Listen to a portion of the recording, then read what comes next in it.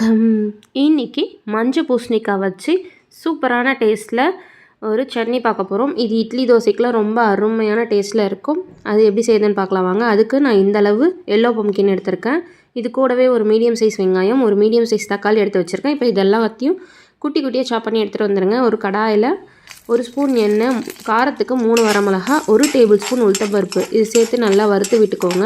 இது நல்லா வறுபட்டதுக்கப்புறம் நம்ம கட் பண்ணி வச்சுருக்க மஞ்சள் பூசணிக்காவை சேர்த்துடலாம். சேர்த்துட்டு ஒரு நிமிஷம் வதக்கி விட்டுக்கோங்க. அதுக்கப்புறம் 1/2 டம்ளர் போல் தண்ணி ஊற்றிக்கோங்க. அப்போ தான் மஞ்சள் பூசணி நமக்கு சீக்கிரமாக வெந்து வரும். இப்போ பாருங்கள், நம்ம மஞ்சள் பூசணி நல்லா வெந்து வந்துருச்சு. இந்த டைமில் நம்ம கட் பண்ணி வச்சுருக்க வெங்காயம் தக்காளியும் இது கூடவே சேர்த்துடலாம்.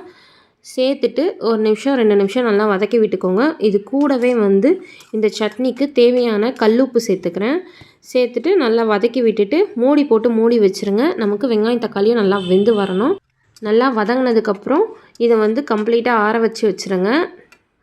இப்போ ஒரு மிக்ஸி ஜாரில் இந்த அளவு தேங்காவை கட் பண்ணி எடுத்துக்கோங்க. ஃபஸ்ட்டு இதை சேர்த்துட்டு நம்ம அரைச்சி எடுத்துகிட்டு வந்துடலாம்.